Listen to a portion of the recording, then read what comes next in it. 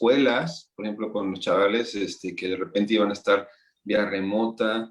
Y yo tengo hijos adolescentes y es una etapa bien difícil porque pues ellos están en una edad en la que quieren salir, son inquietos, rebeldes por definición y no han podido. Entonces, sí ha sido frustrante, pero por otro lado también ha dejado una cantidad de aprendizajes. Y lo que yo te diría que como familia y en lo personal, yo le he tratado de sacar lo positivo a esto.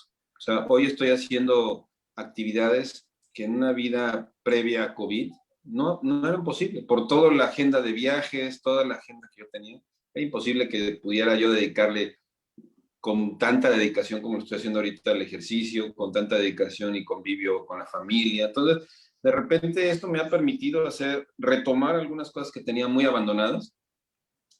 Y en el trabajo, pues nos ha obligado a ser mucho más organizados, más ágiles.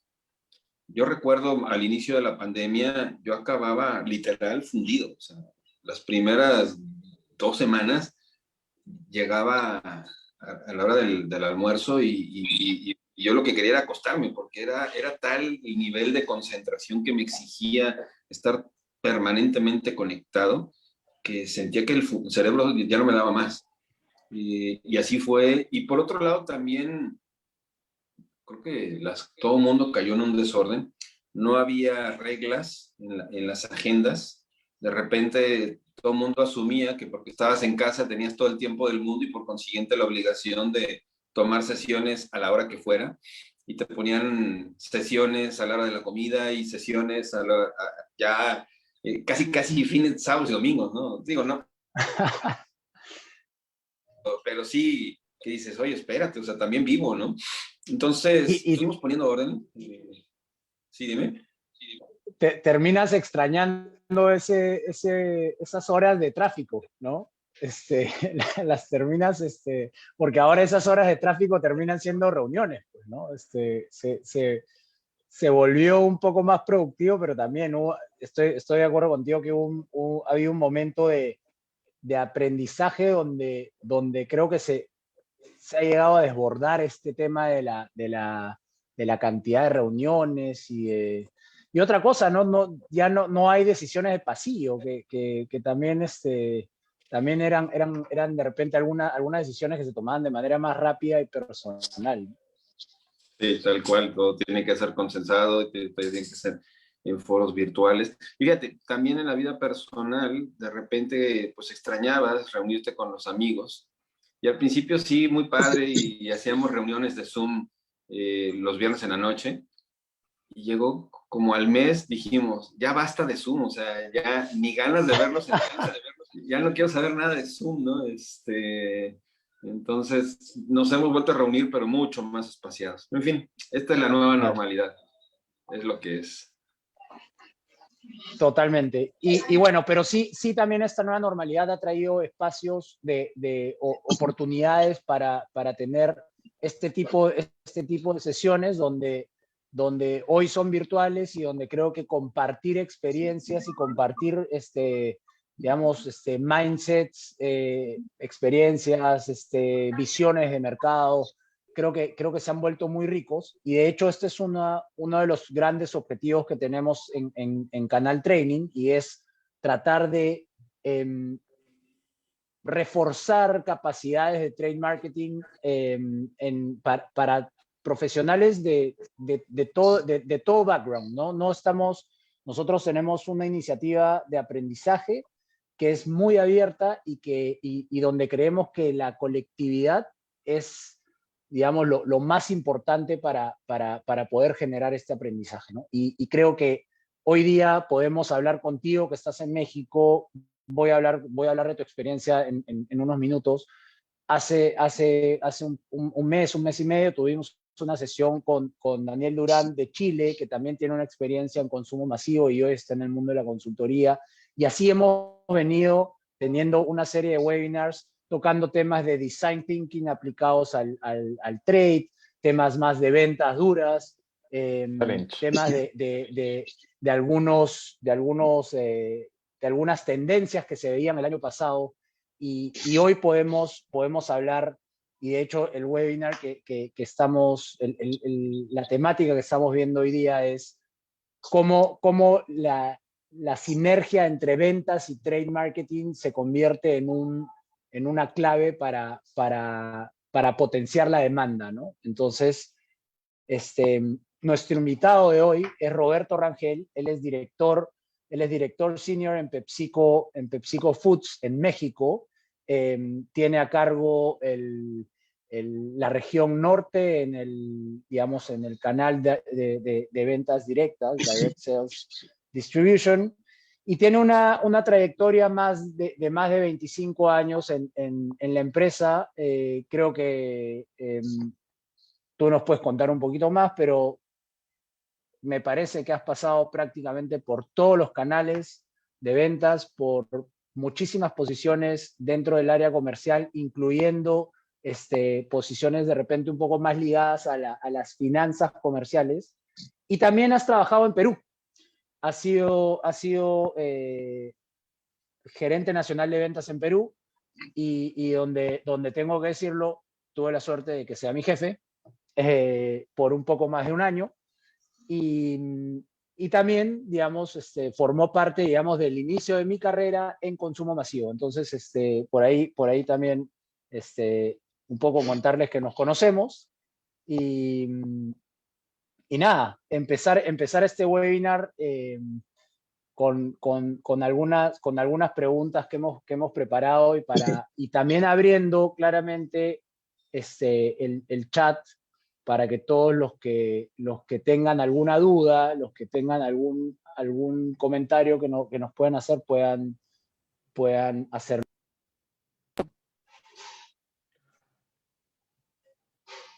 Hola, Ver, no sé bueno, Roberto, nuevamente te doy la bienvenida, ¿sí? Bienvenido a ti, bienvenido a todos los que estamos aquí en directo.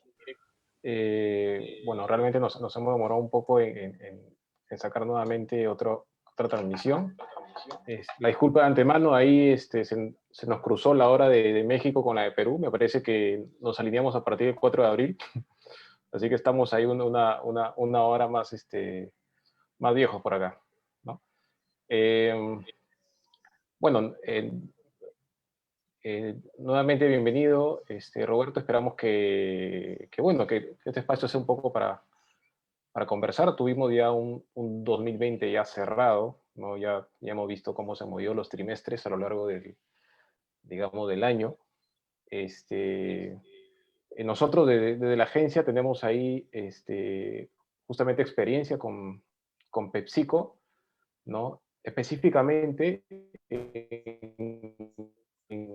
Querétaro y ahora en Ciudad de México estamos entrando ahí con línea de crédito para los tenderos, ¿sí? A través de PostMóvil, amigo Pac, no sé si te suena. Pero bueno, el modelo de la autoventa es prácticamente el mismo que acá, ¿no? Bueno, acá tiene ahí una especie de mixtura, pero justamente menciono esto para la pregunta, o sea, en el 2020 hubo algún movimiento, ¿no? Algún cambio de rutas al mercado, se mantuvieron las mismas, ¿no? Digamos, hubieron resectorización, se movieron las frecuencias de visita. ¿Cómo es que viviste el 2020? Y ahí, Roberto, con los equipos. Ya, gracias Adrián, gusto saludarte. Y bueno, buenas noches a toda la audiencia, gracias por conectarse y espero poderles aportar algunos conceptos frescos, distintos desde un mercado que es muy similar, pero no lo tengo que decir, tenemos muchas similitudes. Y sí, ya lo comentábamos al inicio de la transmisión, un 2020 que nos tomó por sorpresa. Me parece que tengo el privilegio de trabajar en una empresa, siempre lo he dicho, bendecida, porque al final, si bien cambió las reglas del juego, hay algo que la gente no ha dejado de hacer y es comer, ¿no? Con encierro o sin encierro, de todas maneras, la necesidad básica de consumo sigue ahí. Y por otro lado, también pues tenemos marcas amadas, marcas preferidas, líderes en el mercado mexicano, que eso también nos ha ayudado mucho. Cada canal de distribución o cada formato de distribución tuvo distintos comportamientos y te podría hablar de 3 fotos distintas, ¿no? Lo que sucedió en la arena de la entrega directa, que básicamente son los canales bodegas, como les llaman en Perú, del canal tradicional. Tenemos el canal de proximidad, que sin duda fue el más afectado, y ahorita les platico por qué. Y después tuvimos el canal de grandes formatos de autoservicios, o canal moderno, según la nomenclatura. Primero les platico, el canal detalle. En un inicio tuvo grandes repercusiones, al inicio de la pandemia, que ya estamos prácticamente cumpliendo el año, pues hubo mucha desinformación, hubo mucha confusión, se decretó una cuarentena prácticamente de un mes, en el que hubo muchos cierres de negocios, y hasta la fecha. Nosotros tenemos una distribución importante en escuelas y clientes aledaños a escuelas, donde pues obviamente ya hay un consumo importante, que sin duda ese se dio completamente distinto. Y después fue tomando forma, con muchos retos que ahorita les platico, ¿no? Los retos que nos enfrentamos para mantener la operatividad del negocio. Por otro lado, el canal de proximidad, a diferencia de en Perú, porque yo recuerdo, digo, probablemente ha evolucionado, tengo cerca de 10 años que dejé el país, que si bien ya regresé un día de vacaciones, no de trabajo, pero bueno, el canal de proximidad en Perú recuerdo que está siempre anclado a un grifo, ¿no? En México no es así. En México la penetración de proximidad es altísima. Probablemente después de Estados Unidos no hay ningún otro país con la penetración de tiendas de proximidad. Tenemos más de 25,000 puntos de venta en el país, ¿no? Y básicamente en 3 segmentos. Segmento hogar, segmento oficinas y segmento de carreteros, que le llaman, ¿no? O turísticos. Entonces, 2 de esos 3 segmentos se vieron diametralmente afectados, ¿no? Todas las zonas de oficinas, que son muy fuertes, las zonas de corporativas, tanto en la Ciudad de México como en las ciudades principales del país, se colapsaron. De hecho, hubo cierre de tiendas, porque pues ya no hay gente en oficinas, pues ya no hay consumo en esas tiendas, ¿no? Por otro lado, también todas las que están en carreteros, en carreteras, en zonas turísticas, también se vieron fuertemente afectadas por lo mismo de la pandemia.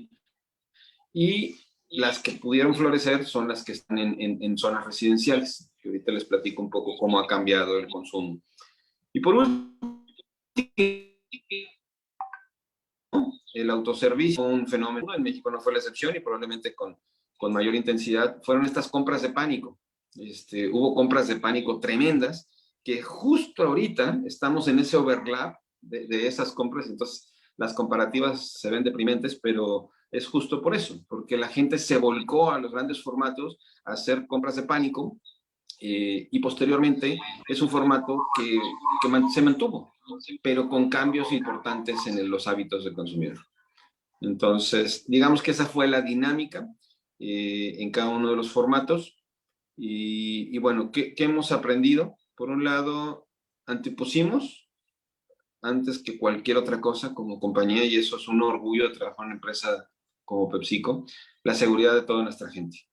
Entonces, de una manera muy ágil y inédita, podría decir, por lo rápido que fue, se implementaron todos los protocolos que de lo que hoy ya sabemos básico, que es el cubreboca, las caretas, el gel, etcétera, pero también muchos protocolos de proceso, de cómo trabajar y de cómo abordar a los clientes. Posteriormente, la otra prioridad pues, fue la continuidad del negocio. Entonces, esas fueron las primeras prioridades en las primeras etapas de confusión, por llamarlo de alguna manera, de la pandemia. Cuando ya fuimos entendiendo la evolución, pues tanto de la enfermedad como de los protocolos, pudimos empezar a retomar muchas actividades comerciales, ¿de acuerdo? Y les decía que hubo cambios importantes pues tanto en el shopper como en el consumo, en el consumidor, porque el shopper a diferencia en los autoservicios, muchas veces la misión de compra, el autoservicio en el grande formato, la misión de compra principal pues es la despensa y el resurtido. Y cuando la despensa de repente se convierte en el paseo de la familia del fin de semana, ¿de acuerdo? Y eso se terminó, porque con las restricciones de los autoservicios que acotaron sus horarios y acotaron la cantidad de personas que podían entrar por punto de venta, pues eso ya no siguió. Y eso entonces, ¿qué cambió? Que todo el perímetro de las tiendas cambiara. Por ejemplo, tenemos un portafolio muy desarrollado en los checkouts, toda la confitería, toda la compra de impulso, tiene unas caídas brutales, porque se cayó el tráfico de las tiendas, ¿de acuerdo? Pero en contraparte, creció de una manera tremenda, pues todo el portafolio en tamaños más grandes, en portafolio que da más valor, porque pues todo el mundo llevaba despensa a su casa. Entonces, si bien los consumos on-premise y on-the-go se colapsaron, todo el take-home fue el que creció de una manera importante, y ese fue el mismo comportamiento en los distintos canales de venta, tanto en el autoservicio como lo que quedó de proximidad y en el mercado tradicional. Siempre lo que más creció fueron los tamaños grandes para el take home, la despensa y el consumo en el hogar. ¿Ya? Es increíble porque en un negocio como el de PepsiCo Alimentos, donde tienes tanto la parte de galletas y la parte de snacks, de botanas en México, ¿no? Sí. Pucha, el impulso es lo que te mueve y el share of pocket bajo que tienes en cada punto de venta o en cada bodega aquí, en cada tienda, y esa ubicación que tienes en la tienda, en tener el exhibidor principal, tener la mejor ubicación en la tienda, era un driver, y hoy día llegas con totalmente otra misión de compra, con un share of pocket, creo yo, un poquito más responsable, donde ya el impulso también se ve complicado, ¿no? Entonces, ahí creo que los retos que tenemos en la ejecución de los puntos de venta se multiplican, ¿no?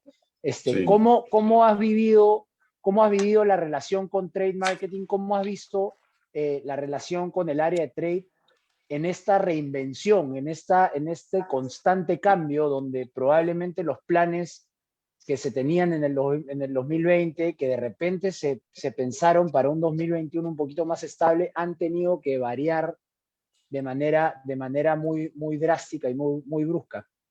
¿Cuál crees que es esa importancia del trade marketer en el mundo? Mira, yo creo, José, que más allá de cambiar, lo que vino fue acelerar, porque particularmente hay un ingrediente que ha explotado, ¿no? en el crecimiento del comercio, que es todo lo que es el e-commerce, ¿de acuerdo?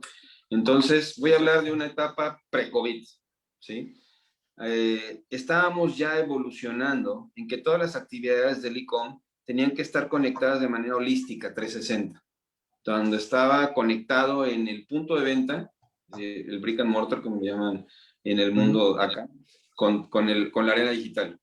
Y entonces tú tenías que sincronizar los esfuerzos para que vivieran en acá le llamamos omnichannel o omnicanalidad, que todos los esfuerzos se vivan en el punto de venta, se vivan en lo digital y se vivan en los medios con un mismo mensaje y un mismo posicionamiento.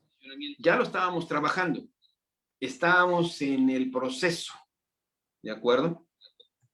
Llega la pandemia y una vez que se estabilizan estas compras de pánico, se estabilizan los roles y las misiones de cada canal, empezamos a ver que el e-commerce detona literal a 6x con respecto a su base. Entonces, lo que está volcando los esfuerzos de trade marketing es más intencional a toda la parte digital, a los cupones digitales, a las arenas digitales, a las apps de los retailers de México, a los concierge que acá tenemos muy fuerte. Me imagino que también ya están en Perú, Uber, Rappi, Corner Shop. que han tomado una relevancia tremenda. Y entonces, hoy tus actividades de trade marketing, pues no nomás es un B2B, sino también ya es un B2C, o sea, de un business to business a un business to consumer. Entonces, apalancándote con todos estos nuevos players digitales, ¿no? Entonces, esa es la parte que creo que tomó mucha velocidad. Si me dices, creo que aún estamos en pañales, todavía hay mucho más por explorar, pero esto aceleró muy fuerte las actividades de trade marketing en la arena digital. Y con respecto al punto de venta, pues tuvimos que recalibrar los esfuerzos. Como te digo, el perímetro cambió. Entonces, como bien dices, y abro paréntesis, como si hiciera falta complejidad con la pandemia, en México tuvimos todavía el toque de gracia, ¿no? A partir de septiembre, octubre del año pasado, el gobierno de México liberó lo que le llamamos la NOM 051, que es toda esta regulación en los etiquetados, que creo que ustedes en Perú ya pasaron por esta, que son estos 6 octágonos que tienen que tener todos los productos, altos en calorías, altos en azúcares, altos en grasas, etcétera, etcétera. Son 6 distintos octágonos, pero también viene acompañada de restricciones en personajes. Por ejemplo, Chester Chetos hoy ya no vive en nuestros chetos, ¿sí? Por citar un ejemplo. Y no solo con nuestros productos, a todo mundo. El osito Bimbo ya no vive en los empaques de México, ¿no? Hay estas restricciones y también cambia la publicidad a niños y también cambian las promociones. Entonces, pues vaya que fue un año divertido, ¿no? Porque tuvimos tema de pandemia, más todos estos retos de del NOM 051, pues sin duda tuvimos que replantear todo el mapa estratégico. ¿Superiores? Pero porfa, hay algunos integrantes de la llamada que podrían poner mute, porfa.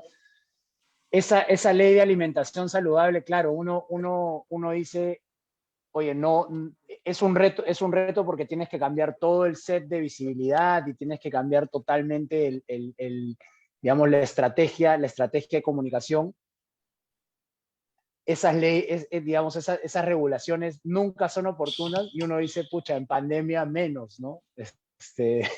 Hoy en Perú estamos viviendo la segunda parte de la ley de alimentación saludable, ya tuvimos una primera, hoy se está empezando a trabajar la segunda parte que viene pues con todo este tema de los octógonos y lo que hemos conversado, ¿no? Y cada gobierno le pone su toque de creatividad, ¿no? Al final del día termina siendo un reto para nosotros. Este tema de la omnicanalidad y de la explosión del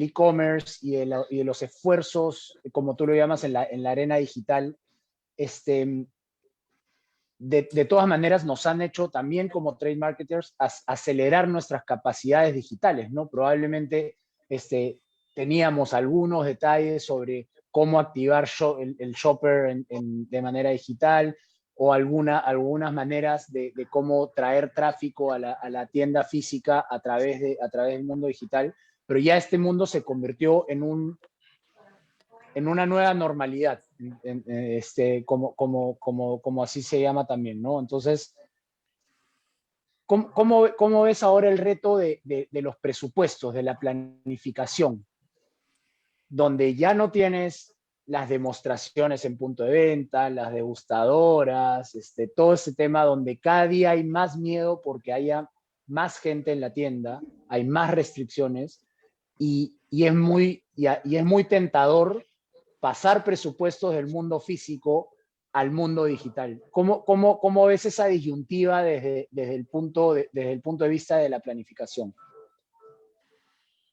Mira, efectivamente, dices en el clavo, ¿no? El trade marketing tradicional, no sé, ni siquiera sabría si algún día va a volver, ¿no? O sea, tener degustaciones y demostradoras y impulsos locales en el punto de venta, pierden relevancia, pierden eficiencia entre esta nueva normalidad.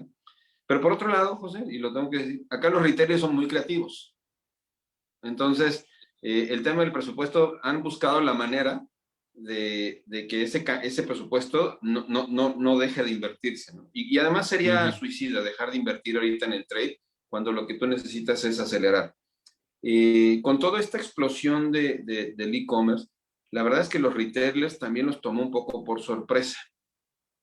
Y ellos ahorita lo que están también pidiendo mucho es la inversión de lo que ellos denominan como el del last mile, que es este costo de envío, este costo que empieza desde el picking en la tienda hasta el llegar a la casa de la persona. Entonces, mucho de lo que se está invirtiendo hoy es envíos gratis, ¿sí?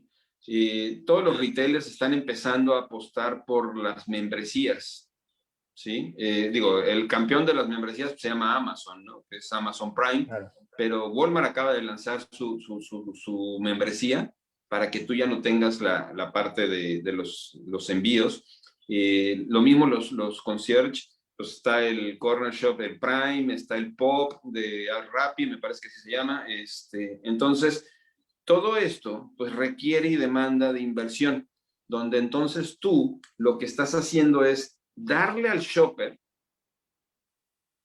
digamos que pedazos de membresía, envíos gratis, fidelizando al shopper para que él tenga un beneficio en savings en la membresía, savings en el envío, y de esta manera tú lo capturas y haciendo micrositios para que siempre que tú haces en los motores de búsqueda aparezcan como primera opción tus campañas y tus productos, pero también los micrositios con las temporalidades que van a lo largo del año, ¿sí? Entonces, yo te diría, el presupuesto sería suicida borrarlo, lo estás cambiando, pero ahí está, o sea, se sigue gastando, ¿no? Entonces, no, yo te diría, no hay una eficiencia o un ahorro en ese tema. Creo que más bien ha cambiado de cómo lo estamos haciendo. Fíjate que me di a la tarea sabiendo que iba a tener esta charla con ustedes y bueno, entré a los websites de los 3 retailers que conocí de Perú, ¿no? Plaza Vea, Cencosud y Totus. Vi algunas cosas muy padres, muy chéveres, pero vi otras que me pareció complejo. O sea, no le están sacando suficiente provecho al carrusel de temporalidades. O sea, tienen muy pocas.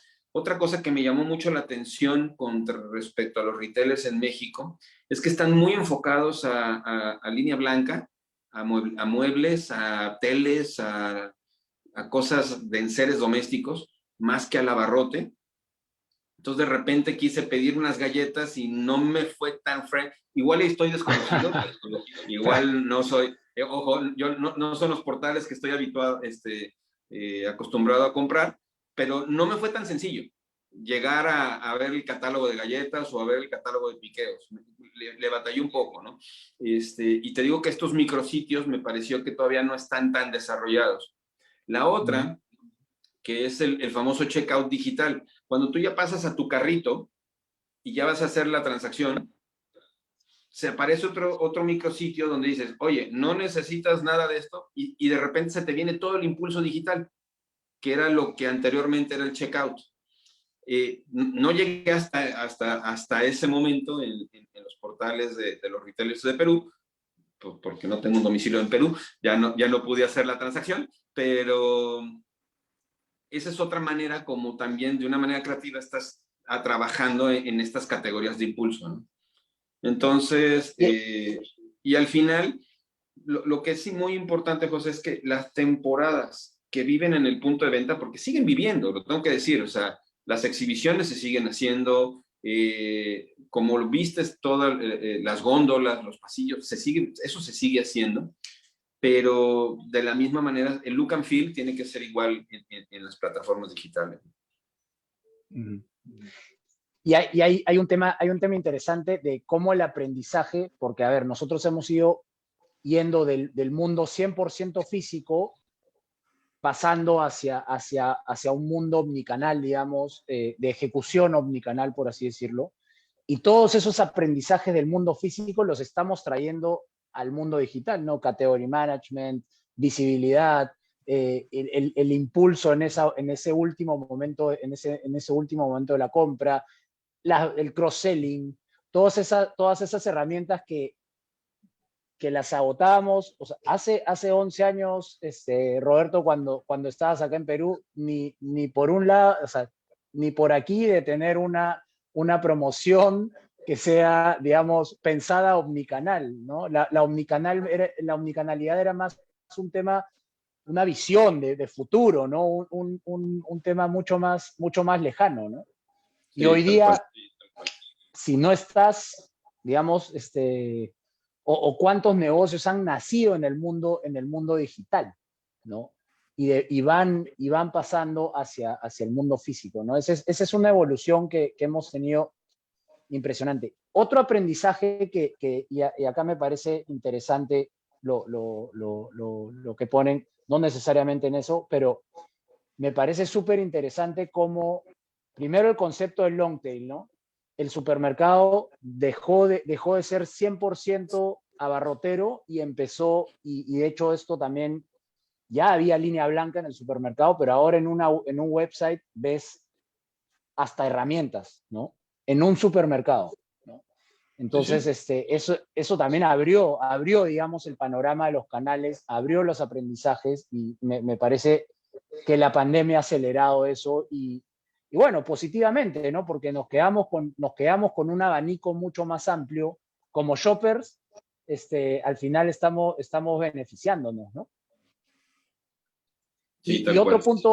otro punto del aprendizaje que también es muy interesante es cómo otras industrias de servicios, de banca, también traen algunos conocimientos y algunas prácticas, buenas prácticas del consumo masivo hacia sus negocios, ¿no?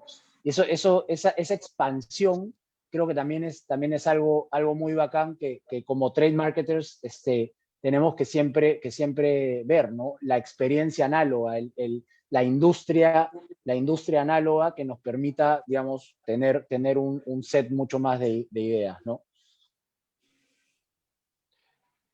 Brenda Roberto, nos y dice, el año ¿no? Claro. pasado, sí, Dale, Adrián. el año pasado, ¿cómo les tomó a ustedes? Bueno, más o menos tengo idea de cómo fue marzo allá, ¿no? Me parece que la OMS declaró pandemia mundial algo del 10 o 12, no recuerdo. Acá en ¿Aló? el Perú, desde el 15 de marzo estuvimos todos... Perdón, creo, creo que te perdí un momento, Adrián. Ya te escucho nuevamente. Ya, Una disculpa. perfecto, un momento. Listo. Bueno, digamos, la bodega acá, el changarro allá, viene a ser digamos, el punto de venta que pasa de todo, ¿no? Por ejemplo, en México sé que ha pasado huracanes, sequías, ¿no? Digamos, este punto es el que le da negocio a muchos y el que a su vez soporta, de cierta manera, gran parte de la economía del país, ¿no? Y a su vez, capilaridad para un buen suministro, ¿no? Sí. Aquí lo que ha venido pasando es que hay bodegueros que tenían más de un local, ¿no? La bodega es su casa, ¿no? Así que tuvo que cerrar uno o dos locales anexos y quedarse con la suya, lo que ha originado una contracción bastante importante en el número de puntos de venta, hablando de canal tradicional, ¿no? Uh-huh. Ahí en México ha venido pasando lo mismo, digamos, a nivel de la categoría de botanas, se está apostando por un incremento del ticket, quizás promedio eh, digamos, por punto de venta. Se está apostando por nuevos canales. O sea, el tema de nuevos canales aquí el año pasado, en marzo, abril, pues todo el mundo se lanzó al mercado a probar nuevas cosas, digital, e-commerce, ¿no? Pero al final un poco como que fuimos sentando cabeza y diciendo que el consumidor o los canales tradicionales no están aún preparados como para una revolución digital de la noche a la mañana. ¿Cómo es que se ha Ahí venido? tienes un punto, Adrián. ¿Cómo se ha Sí, sí, venido tal cual. ¿Sí me escuchan? Sí, sí te escuchamos, Roberto. Te escuchamos, Roberto. Sí se te escucha. Ah, perfecto. Bien. Perfecto. Creo que te alcancé a escuchar bien, Adrián. Se cortó un poco, pero sí alcancé a escuchar bien. Mira, te platico, sí, digo, de inicio nuestra charla fue muy orientada a todos los formatos de autoservicio y canal moderno, pero no dejemos de dejar de ver que en nuestros países, porque en eso sí se parece mucho Perú y México, el core business está en el mercado tradicional. Nosotros hacemos 60% de nuestra venta en el mercado tradicional. Sí ha habido un cierre más importante de clientes.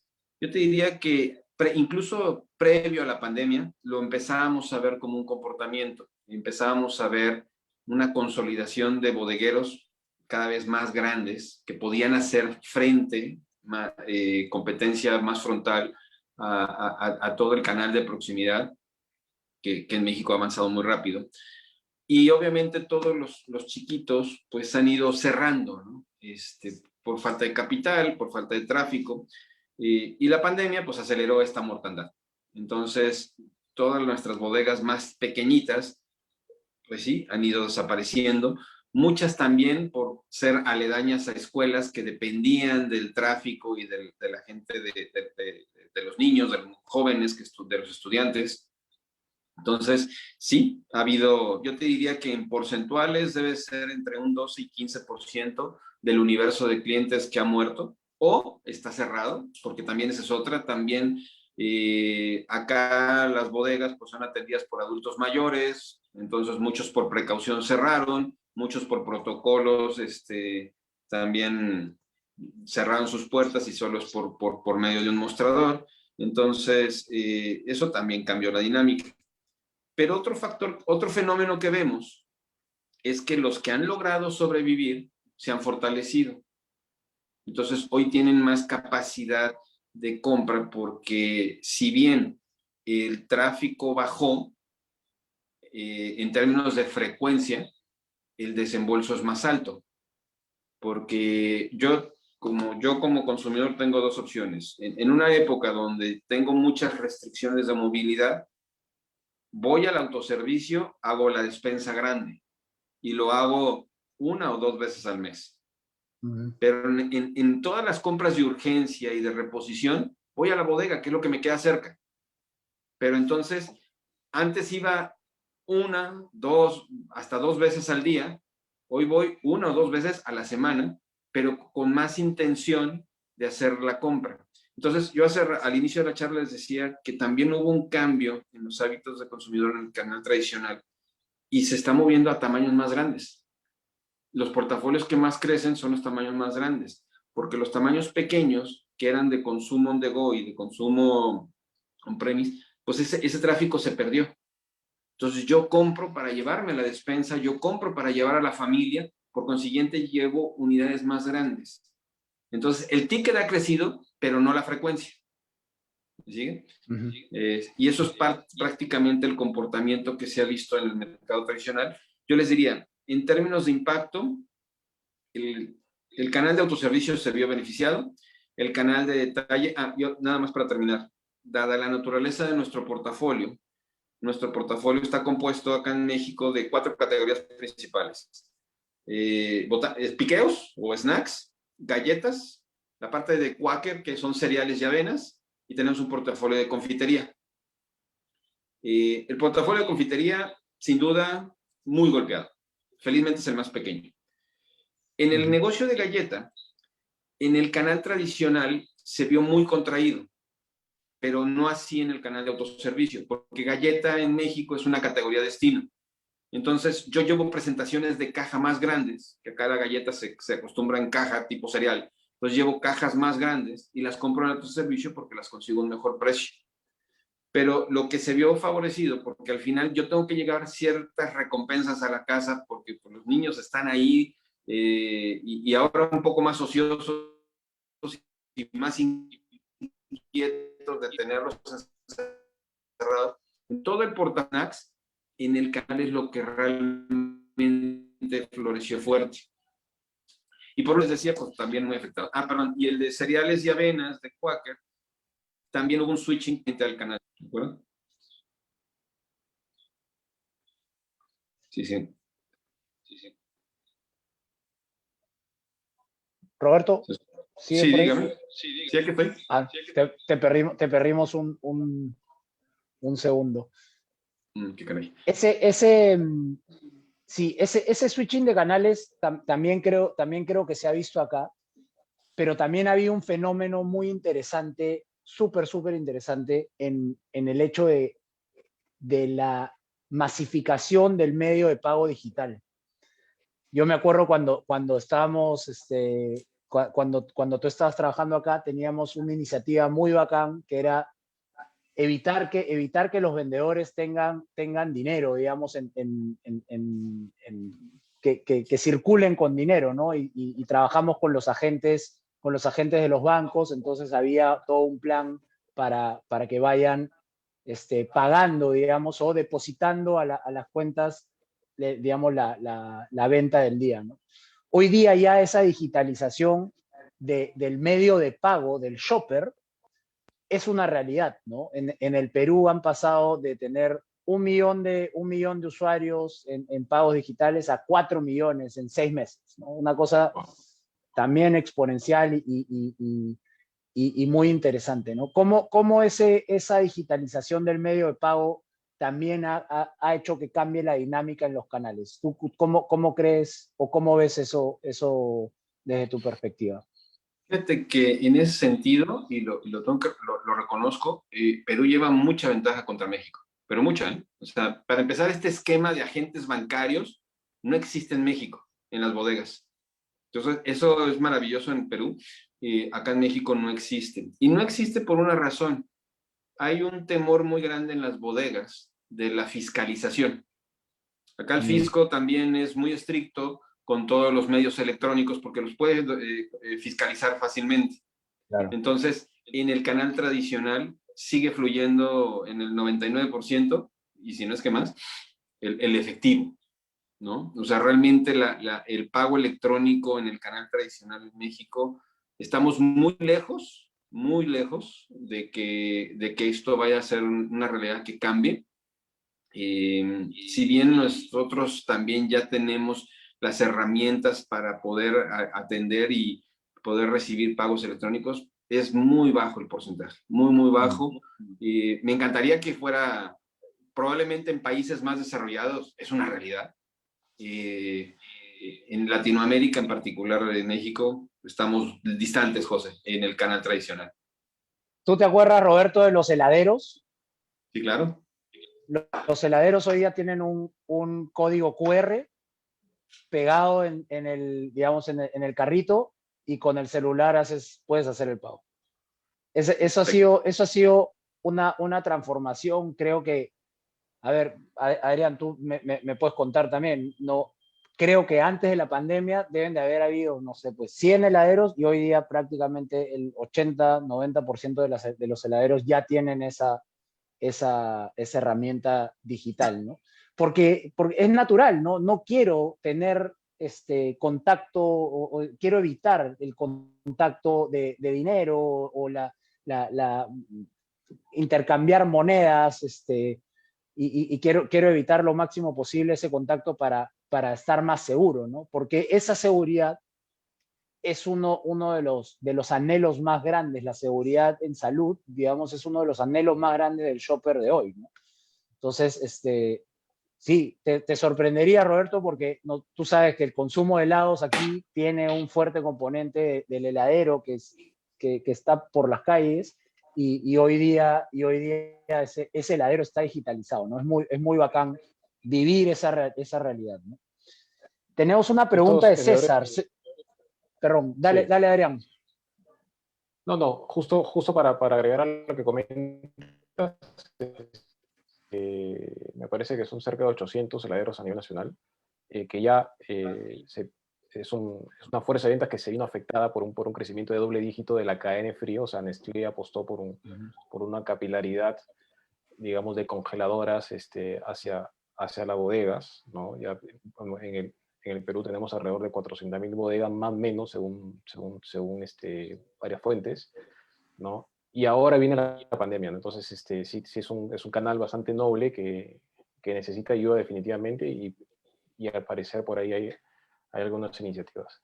Sí, bueno, Sí. Sí, César tiene una pregunta y dice, me gustaría saber la opinión de Roberto y de los panelistas acerca de los planes para retener a los choppers ganados en el 2020, sobre todo en categorías pandémicas. Categorías pandémicas. A ver, por lo que No. hemos conversado, por ejemplo, una categoría pandémica, creo yo, en el caso de snacks salados, podría ser estos tamaños grandes, ¿no? Ujú. ¿Cómo crees o qué planes para retener o para mantener ese consumo de repente en esos tamaños grandes podrían tomar en este 2021? Es una, O es hacia una el muy buena, futuro, ¿no? es una muy buena pregunta, César. Digo, ojalá pudiera tener una mejor respuesta porque tendría resuelto el plan de ventas de este año, ¿no? Pero lo estamos descubriendo todavía. Pero mira, te voy a platicar. Ahorita que justo mencionaba yo que estamos ya llegando al overlap del inicio de la cuarentena, cuando se dieron estas compras de pánico, las bases son irreales, o sea, esto no se puede repetir jamás, o sea, aspirar a crecer ante estas bases donde se vació el comercio durante un mes consecutivo, no hay manera, no hay manera.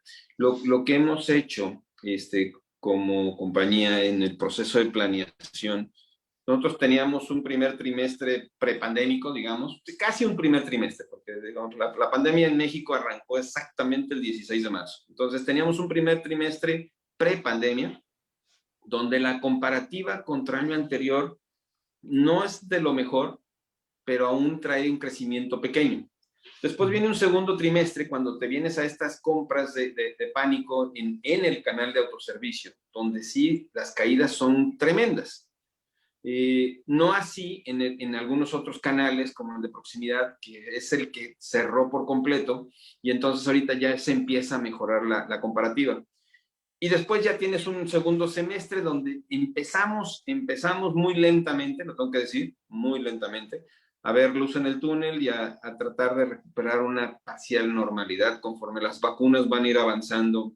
Y nosotros tenemos una alta dependencia de Estados Unidos. Estados Unidos trae un ritmo de vacunación mucho mayor. Seguramente su economía va a mejorar mucho más rápida que la nuestra, pero eso nos va a ayudar bastante como país. Pero bueno, a tu pregunta. Lo que hemos acordado es, necesitamos, y eso ya es un proceso de gestión de ventas, nosotros tenemos que voltear a ver nuestra venta como tendencia absoluta. O sea, vemos nuestro running rate de lo que venimos corriendo los últimos meses y las últimas semanas. Porque si lo comparas contra el año anterior, te vas a deprimir. O sea, como lo vengo mencionando, son irreales. Pero esto va a ir de menos a más. De cara al segundo semestre, esto se va a ir nivelando y ahí es donde vamos a poder llegar a los planes del año. Entonces, esto es en la gestión muy de ventas, de cómo vamos a transitar durante estas bases que tenemos construidas. Ahora bien, el switching entre canales, el switching entre portafolios, pues es un desafío tremendo, que vamos a tener que ser muy flexibles y versátiles para ir modificando. Hoy no vemos todavía ese cambio de regresar a eso. O sea, hoy te diría, todos estos tamaños y todas estas presentaciones take home son lo que se sigue moviendo de una manera muy fuerte. Creo que nos va a llevar más de este año en que eso cambie, porque al menos en nuestros países la pandemia y buena parte del encierro y el trabajo remoto ni de chiste va a terminar este 2021. O sea, esto, si nos va bien, se va a ir al 22, ¿de acuerdo? Digo, no sé cómo, no estoy muy documentado de cómo va avanzando Perú en las vacunas. Aquí vamos lo que sigue de lento. Entonces, la verdad es que esto no se va a corregir pronto. Sí, leía un post del CEO de una de estas farmacéuticas y decía que el COVID llegó para quedarse, ¿no? Entonces, pensando en la respuesta a tu pregunta, César, una de estas categorías pandémicas que tú mencionas, que es la harina, y es porque, y realmente, ¿y por qué es pandémica? ¿Por qué la podemos mencionar como pandémica? Porque resulta que todos empezamos a ser pizzeros, a ser panaderos, a ser Pasteleros. pasteleros, a hacer postres, y la verdad que si es que nosotros pensamos que la nueva normalidad o cuando ya no haya el COVID, vamos a regresar al mundo de salir a la calle y vamos a dejar de tener esos hábitos de cocinar en casa y hacer, creo que sería desde el lado de un fabricante, sería un error. Y creo que impulsar esas actividades in-home o esas actividades de aprendizaje y atreverte a hacer más cosas en la cocina y de repente relacionarlo con algo social, digamos, de, oye, esta vez voy a cocinar para mis amigos, voy a cocinar para mi familia, etcétera. Creo que es un gran camino para capturar o para mantener a esos shoppers con esa llama viva, ¿no? Porque realmente, o sea, yo he conversado con muchos, de hecho en la empresa que trabajo hay ciertas categorías de estas. Es muy satisfactorio ver que tu familia disfruta de tu aprendizaje culinario, ¿no? Oye, qué bien te sale la pizza sábado a sábado, ¿no? Y eso es, y creo que es una buena oportunidad para mantener ese hábito. Una vez que mantienes ese hábito, ese shopper se va a quedar contigo porque va a ir sintiendo ciertas satisfacciones, ¿no? Otro punto son las categorías de limpieza, que creo que también son muy importantes en este mundo, ¿no? Antes de repente teníamos un set de opciones de limpieza y hoy ese abanico se amplió, ¿no? Ahora el desinfectante en spray, la lejía, el limpia todo, el no sé qué. Antes de repente usábamos, en algunos casos, un solo producto, dos, tres. Hoy de repente usas 5, 6, 7. Y el shopper necesita aprender, necesita saber qué usar en qué momento, ¿no? Y creo que en el punto de venta y obviamente también de manera digital, hay herramientas muy impactantes para enseñarles cómo usar esos productos o qué beneficios tienen esos productos y con eso fidelizarlos y mantener esa llama de necesidad de compra siempre viva, ¿no? Creo que por ahí esa es mi recomendación, César. Si me permiten O sea, ahí reforzar y construir, sí. Sí, Roberto. yo creo que adicional a la pandemia, diste en un punto muy importante, José, que es el golpe económico que ha traído la pandemia. O sea, ha habido cientos de miles de pérdidas de empleos, ¿sí? De empleos formales. Mucha gente sin duda no le está pasando bien. Y esto también está provocando que la gente no solo consuma en el hogar, sino que consuma categorías que le den más valor y le den mayor rendimiento. Y por otro lado, y creo que eso es algo que también contesta un poco por qué el canal tradicional, porque esto es lo que está floreciendo en nuevos microempresarios, ¿sí? Que entonces empiezan a hacer venta puerta a puerta o de voz a voz de sus productos. Y esto pues también están comprando pues materias primas para hacer pues lo que sepa, el oficio que se estén dedicando, ¿no? Ante la pérdida de empleo. Eso es una realidad que está pasando en el mundo y muy acentuado en Latinoamérica.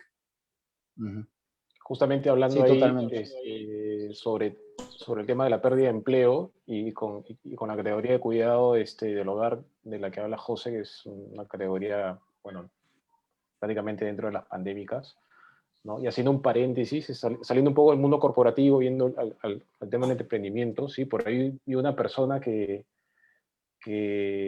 comercializa productos de cuidado del hogar, ¿sí? Y se viene apalancando, y hablando justamente con retención del shopper, ¿no? Se viene apalancando en vendedores, con experiencia en red de mercadeo, ¿sí? Y o sea, se apalancan ellos como si fuesen distribuidores de la zona metropolitana, ¿no? Ejecutando un sistema de suscripción, ¿no?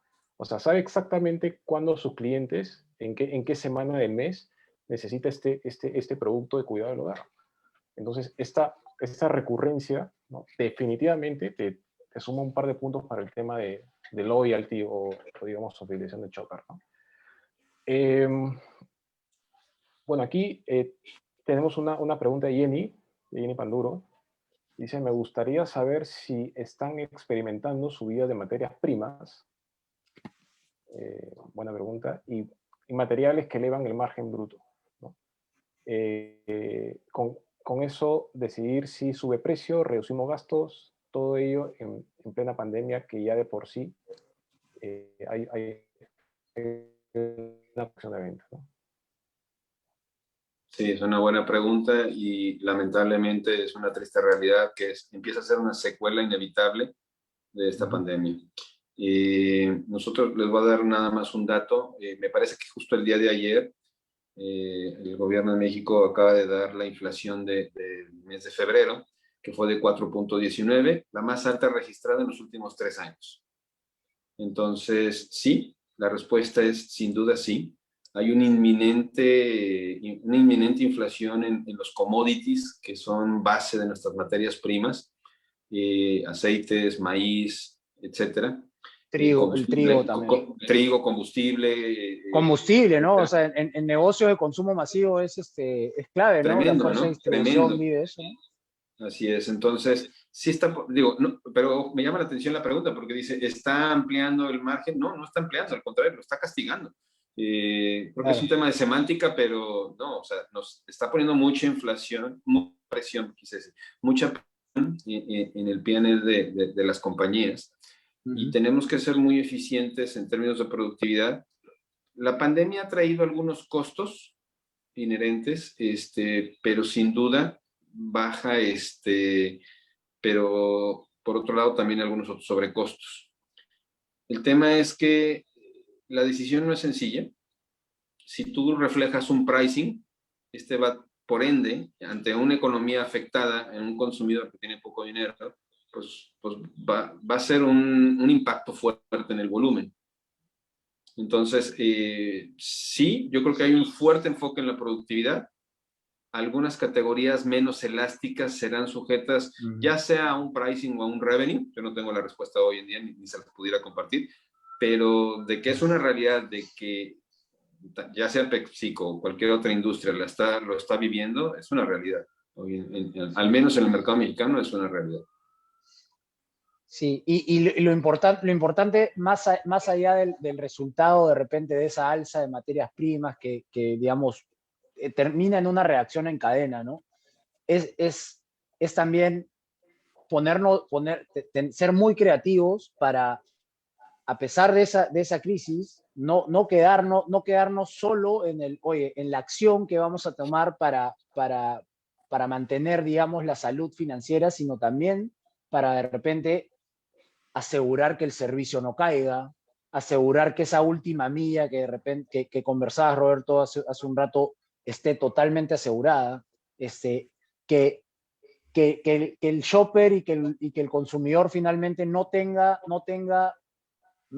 menos beneficios que los que recibía en un momento normal, ¿no? Porque sí puede ser inminente de repente una acción de precios, pero que eso no venga en desmedro de otros servicios que digamos, le dan cierta tranquilidad al shopper, ¿no? O algo por el estilo, ¿no? Pero sí, claro, es una reacción en cadena de la crisis, ¿no? Por supuesto, y yo todo lo resumiría a valor. Yo lo mencionaba hace rato. Hoy el consumidor pues tiene un presupuesto mucho más reducido y tiene que satisfacer sus necesidades. Hemos hecho estudios no recientes, previos a la pandemia, cuando estudiábamos los low income consumers, donde hay ciertas categorías que no necesariamente se sacrifica la marca, sobre todo lo que son recompensas y salud. Yo puedo, pues, a lo mejor, y esto no le va a gustar a algunos compañeros de productos de limpieza, por ejemplo, puedo ahorrar en el jabón, puedo ahorrar en el champú, puedo ahorrar en algunas otras cosas, pero no voy a poner ahorro en algo que sé que puede poner en detrimento, deteriorar mi salud o mi calidad de vida ni tampoco esas pequeñas recompensas, porque lo hemos visto de repente en zonas de muy bajos recursos, y de repente te encuentras marcas, para no quemar a nadie, pero te encuentras marcas de chocolates que cuando sacas precios por kilo dices, qué bárbaro, están vendiendo oro, y la gente los compra, porque son estas pequeñas rewards, estas pequeñas recompensas que la gente en esa crisis, pues buscas un pampering, buscas algo que te haga sentir mejor. Lo que tienes que cuidar es el valor y el price point, porque si lo haces completamente inaccesible, te sales de esa banda. Y las categorías de impulso tienen un fuerte componente de recompensa, ¿no? De que son ese gancho que le dan, que no solo cubren una necesidad, digamos, alimenticia o de hambre o de calmar el hambre, sino que también dan cierta felicidad, ¿no? Eso es súper interesante porque es un reto comunicarlo. Acá hay una pregunta, Roberto, de Danica Ortiz. Sí. Es compañera de PepsiCo México, región norte. Ah, mira. Te va a poner en problemas la pregunta, pero dice, aquí en México muchas posiciones pasaron a ser home office. ¿Qué tan probable o necesario será que este tipo de posiciones se vuelvan presenciales? Estamos cambiando un poquito de tema, pero me pareció interesante la polémica porque tu respuesta va a impactar. Híjole, ya me pusieron en apuros, pero bueno, yo quisiera responder en dos partes, y eso es algo de lo que nuestros líderes nos han manifestado en la organización. Por un lado, incluso previo a la pandemia, ya se apostaba mucho por el flex work, ya teníamos algunos beneficios de flexibles, tú ya podías trabajar, hacer home office una vez a la semana, empezábamos a trabajar en esta parte, ¿sí? Y obviamente con la pandemia todo se aceleró y de repente hoy todo es home office. Entonces, incluso nuestro CEO global acaba de lanzar un programa que se llama Works That Works, que esto significa, pues tú tienes que buscar dónde generas tu productividad y lo que te funciona. Anteriormente era necesario tener tu base en X ciudad, o si el corporativo estaba en Ciudad de México, pues tenías que vivir en Ciudad de México. Hoy con toda la conectividad, la realidad es que vemos un fenómeno social que la gente se está saliendo de las grandes urbes para vivir en los suburbios más tranquilo, aprovechando la conectividad. Entonces, esos son de los beneficios que ha traído la pandemia. Pero otra de las cosas que hemos aprendido es que sí es necesario, o sea, la buena noticia, y esta es una buena noticia en general, es que sí somos necesarios los humanos. Y sí son necesarios los espacios colectivos de trabajo, pero cambia el propósito, que esto es bien importante. Mucha gente iba a la oficina, se sentaba en su lugar y se ponía a contestar correos. Oye, si tu rol es contestar correos, hacer reportes estadísticos o hacer trabajos mecánicos que requieren incluso hasta concentración, ¿a qué vas a la oficina? Eso no, estos roles, yo te diría, difícilmente van a poder, no es que puedan, difícilmente va a ser necesario que tengan que regresar. ¿Qué sí se va a necesitar? Espacios colaborativos de creación. Porque ahí, y tú lo mencionaste al inicio, José, estas decisiones de pasillo, estas decisiones al toque, que realmente provocaban agilidad y creatividad, esas son las que hoy cuesta más trabajo seguir avanzando. Y entonces los centros de trabajo se van a convertir en lugares de tener estos espacios colaborativos, insisto, pues de creación y de entendimiento, pero con un propósito. Por eso hablaba yo de propósito. Y entonces, pero no es que tengas que ir todos los días. Probablemente esto va a ser necesario, pues, según el rol que juegues pues, y según la agenda que juegues, en la frecuencia que tu rol lo necesite. Pero yo no veo que todos los días tengamos que ir a una oficina a contestar correos, a tomar llamadas. No tiene ningún caso. Cuando hoy ya hemos avanzado exponencialmente en términos de conectividad. ¿Me explico? Y en los roles, digamos, en los roles comerciales también hay todo un abanico de de puntos de vista, hay todo un abanico de roles, ¿no? Los equipos de venta de directa a bodegas, digamos, tienen o de ejecución, mercaderistas. Yo creo que todavía vamos a tener ese trabajo y ese contacto físico con los puntos de venta, y creo que es necesario. Lo que siempre vamos a tener presente es esa necesidad primordial que es el tema de la salud, ¿no? Sí. Roberto, un poco dándote un update de repente a esos estudios que estaban haciendo. Hoy, y esto lo he conversado el lunes con una empresa de investigación, hoy la necesidad primordial de los shoppers es tener salud, y que su visita al punto de venta no sea riesgosa para su salud. Antes era de repente cuidar el bolsillo, tener las mejores ofertas. Hoy es que la visita al punto de venta no genere un riesgo, ¿no? Entonces, eso cambia, hace que todo el mindset cambie, ¿no? Y ahí va un Déjeme hacer una poco... rascadita más palita. Perdón, hemos tenido por favor, si pudieran poner mute, por favor. La otra pregunta, regresando un poco a esta relación del trade con el área de ventas, ¿no? Hoy día, pensando en esa visión colaborativa, Roberto, ¿cómo sientes la importancia de que el trade marketer y el vendedor, el gerente de ventas, trabajen de la mano y empiecen a pensar en el futuro, pero muy de la mano? ¿Cómo ves esa relación? ¿Cómo ves esa relación hoy en día, pensando en los retos que se nos vienen? Es una simbiosis. Esa, sin duda, es una simbiosis. Mira, ventas atiende las soluciones del consumidor, ¿sí? Ventas pues se encarga de llevar los productos de una compañía al punto de venta para satisfacer esa demanda. Pero marketing entiende las soluciones, planea las soluciones, planea la estrategia. Entonces, difícilmente pueden vivir uno sin otro. O sea, trade marketing no puede vivir sin ventas, porque la estrategia sin ejecución no sirve de nada. Pero una ejecución sin un rumbo de dónde quieres llevar la compañía, pues no vas a llegar muy lejos. Entonces, es una simbiosis, insisto, y ojo, por ahí en las preguntas que me pasaron el día de ayer, antier, Adrián, no nomás es marketing, no solo es trade marketing, aquí también entra marketing, porque tiene que haber como decisiones tripartitas, de que por un lado es la necesidad del cliente, del punto de venta, por otro lado es la estrategia de ejecución de la actividad promocional, pero por otro lado marketing es que los mensajes sean correctos, congruentes con el posicionamiento de la marca. Entonces, este triángulo tiene que trabajar muy en conjunto.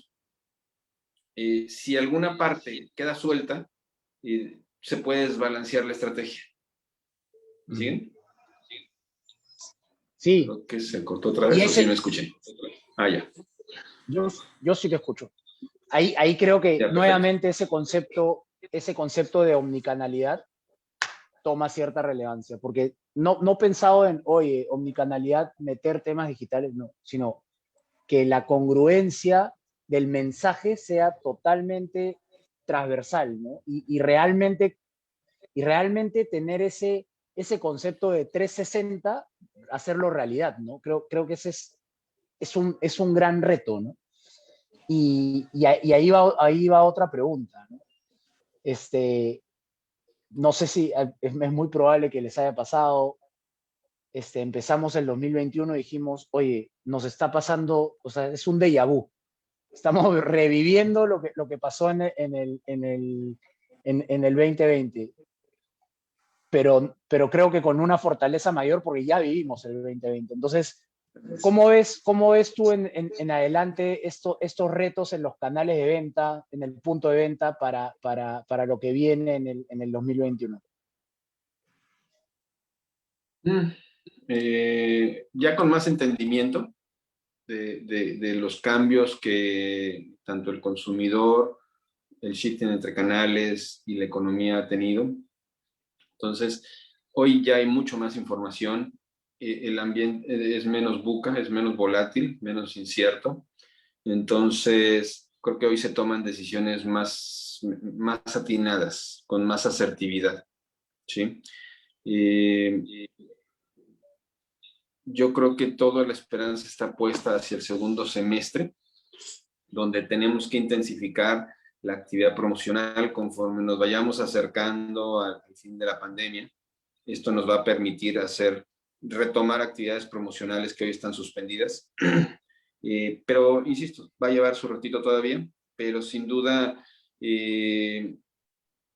va por ahí. Y por otro lado, lo que hoy ya se ha avanzado en todos los términos de la arena digital. Eso, incluso yo decía hace rato, pues, o sea, estamos todavía en nuestros países en etapas primarias. O sea, yo estaba leyendo estudios de Kantar donde ya en los países desarrollados el trade marketing está abarcando a todos los asistentes virtuales, ¿no?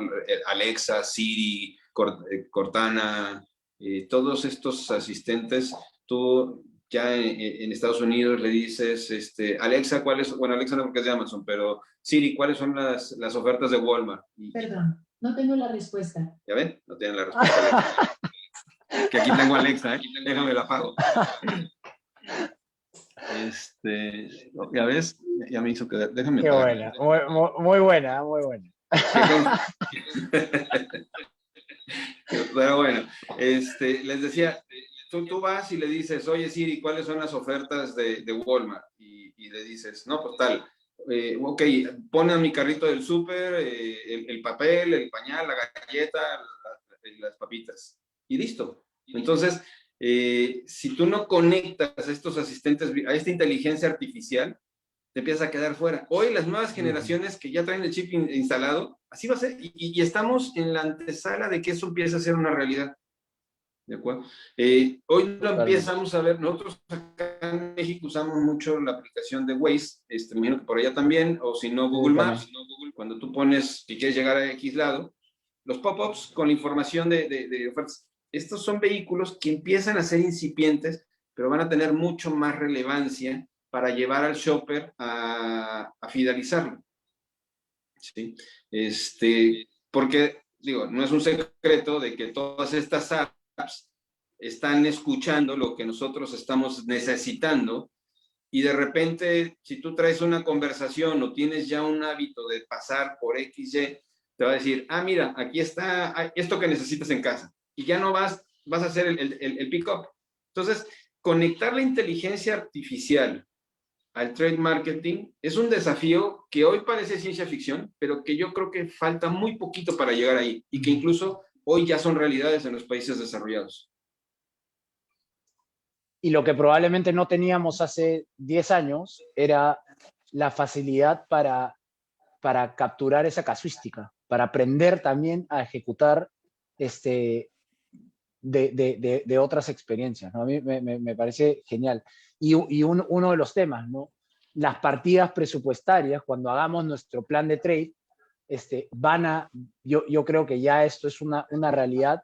Si antes tenías tu partida clásica de visibilidad, de degustación, de promociones, de descuentos, etcétera, hoy hay digamos, un centro de costos de trade marketing digital donde vas a tener que meter inversión, como por ejemplo capturar a shoppers a través de Waze o invertir en las cadenas, en los e-tailers, ¿no? O sea, eso es un cambio súper interesante, ¿no? Y bueno, siguiendo con algunas preguntas. Perdón, en las compañías hay un área de R&D, que el área de R&D siempre está enfocada al desarrollo de nuevos productos. Pero hoy tenemos que tener un área que es una incubadora, es un área de estrategia en el área comercial. Las empresas grandes lo están haciendo, porque esto no van a ser de la noche a la mañana o de generación espontánea. O sea, esto se tiene que experimentar y para poderlo masificar lo tienes que testear y lo tienes que empezar a escalar. Entonces, son ideas que van a estar en incubadora, pero las tienes que sacar de tu centro. O sea, si tú tienes, y eso es un error muy común en las compañías, de poner esto en tu centro de costo y quieres una tasa de retorno como cualquier otro medio de trade. Ese es un error. Si tú crees que vas a apostar a Waze y vas a tener los mismos GRPs o vas a tener las mismas tasas de retorno de un medio digital, de un medio convencional, eso no va a suceder en el corto plazo ni en el mediano plazo. Esto son ideas que tienen que ser incubadas, testeadas y escaladas, pero si no lo haces, alguien lo va a hacer. Exacto. Súper buen punto. Aquí, perdón, José, están entrando preguntas y no terminan Sí, de sí, entrar. sí, justo iba a ver eso. César está mencionando, me parece muy interesante, bueno, preocupante, entre paréntesis, el tema de las Mile Costs. Se ve alguna evolución forzada del surtido online por parte de los vendors, ¿no? Packs de mayor ticket, de mayor valor, ¿no? Valor agregado, para compensar de alguna manera los costos que empiezan a trasladarse a los retailers, ¿no? Bueno, personalmente yo he visto formatos más grandes, no sé si es un tema de percepción, pero mucho más acentuado, por ejemplo, en el tema de las marcas propias, las marcas blancas, ¿no?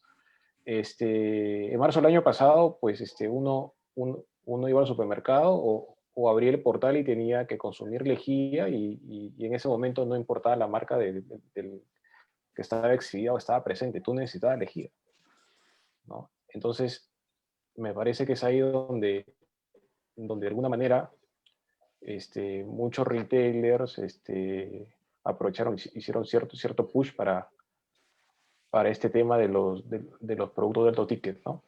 No sé, Roberto, ¿cómo lo ves ahí? Yo me corté un poco, me parece que no alcancé a escuchar la pregunta. Estábamos hablando del last mile, pero luego ya no escuché. Perdóname. No, un poco, Roberto, es el comentario de César sobre que hay los retailers están forzando un poquito el hecho de tener bundle packs, de tener empaques más grandes y no, para poder trasladar algunos costos que se están generando en la operación, ¿no? Y que eso termina siendo, a ver, como que termina generando un problema en los costos logísticos, ¿no? No sé cómo lo ves, no sé si... No estoy muy seguro de que eso sea una tendencia hacia adelante. Yo lo que he observado, no solo en México, sino también, por ejemplo, en Estados Unidos, que los retailers están siendo tienen que ser mucho más eficientes en sus logísticas y separar lo que es lo que le llaman bodegas ciegas a lo que es el piso de venta. Porque si todo lo quieres tratar igual como piso de venta, es un grave error y evidentemente los costos te van a matar, ¿no? Las bodegas ciegas son estas compras que no necesitas tener el inventario en el punto de venta y lo mandas por otro vía de mensajería más eficiente, porque no requiere de un picking. Yo no veo como una tendencia estos packs, porque va en contra de la realidad económica de nuestros países y de la pandemia. Entonces, si estamos hablando que hay un constraint en el bolsillo del consumidor y tú lo estás forzando a comprar más de lo que necesita, no va, digamos que ese anzuelo no va a ser picado, ¿no? Entonces, no es sostenible, claro. No es sostenible. Entonces, no, yo más bien pienso, y eso sí lo veo como una tendencia, hablábamos del tema de membresías, suscripciones, donde tú te estás ahorrando los envíos, es un beneficio para el shopper, pero también paga una parte del sobrecosto del last mile. Y la otra, pues adivinen qué, lo pagan los proveedores. Porque el retail siempre se encuentran maneras bien creativas de trasladar el costo al proveedor. Eso es una realidad, ¿no? No prometimos que Roberto sea políticamente correcto, pero es una realidad. Es una realidad. Siempre hay una... Siempre hay ese trade-off y que termina, creo que cuando manejas muy bien la rueda, y creo que es una de las cosas que tratamos de de comunicar en los cursos que estamos haciendo es que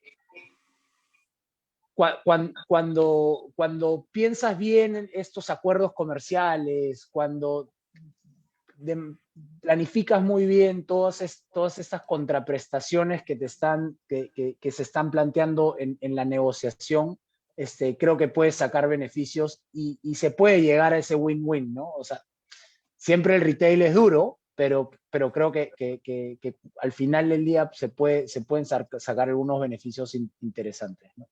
Otra de las preguntas... Dale, Roberto, perdón.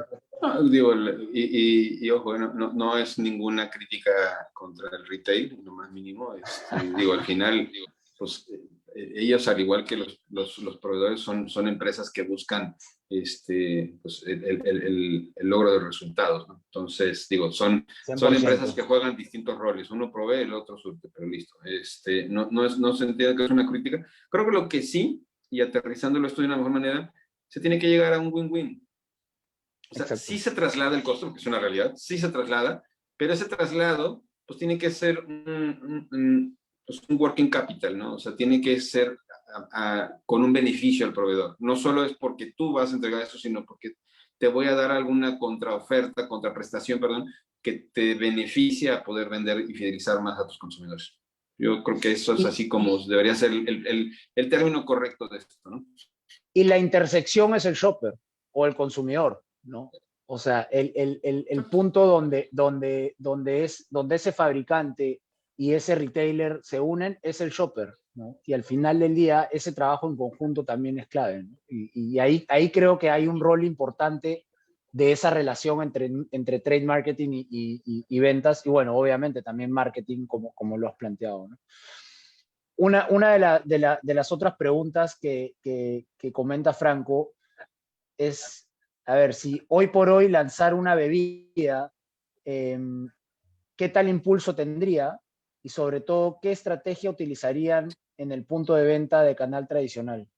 Franco, yo ahí comentarte que lanzar una bebida, un producto de impulso, un producto cualquiera, sin un rol, sin tener claro el rol que vas a cumplir en el canal donde estás lanzando, creo que es la primera pregunta que me haría, ¿no?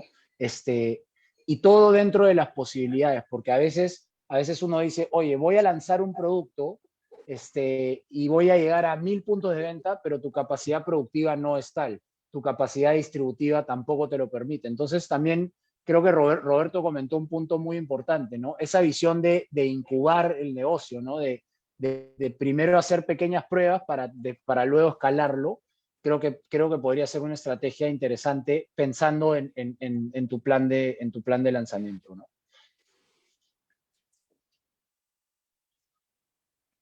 Bueno, César nos dice triple win, y es verdad, ¿no? Ese triple win donde creo que el shopper y el consumidor están en el punto principal es clave, ¿no?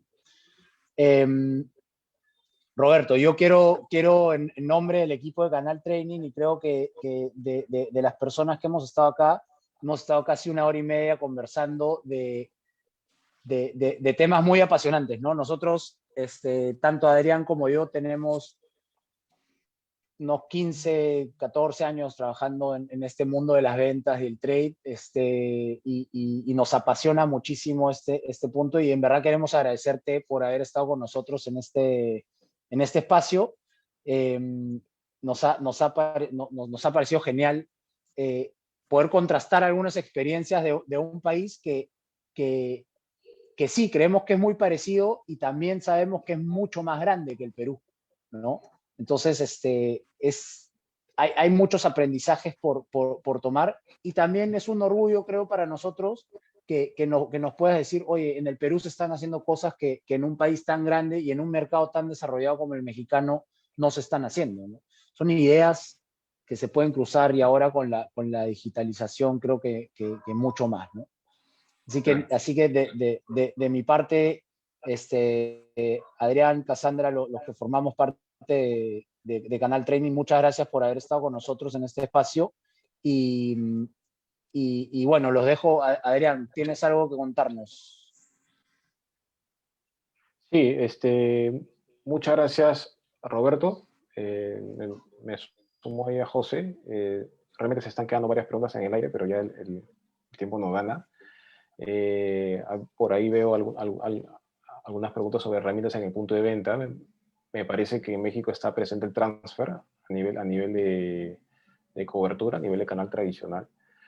No con la penetración suficiente, pero por ahí me parece que hay algunas iniciativas. Pero ya, saliendo un poco ya del tema de las preguntas, nuevamente agradecerte por el espacio. Realmente ha sido un gusto escuchar toda tu experiencia. ¿Sí? Igual esta transmisión está quedando grabada.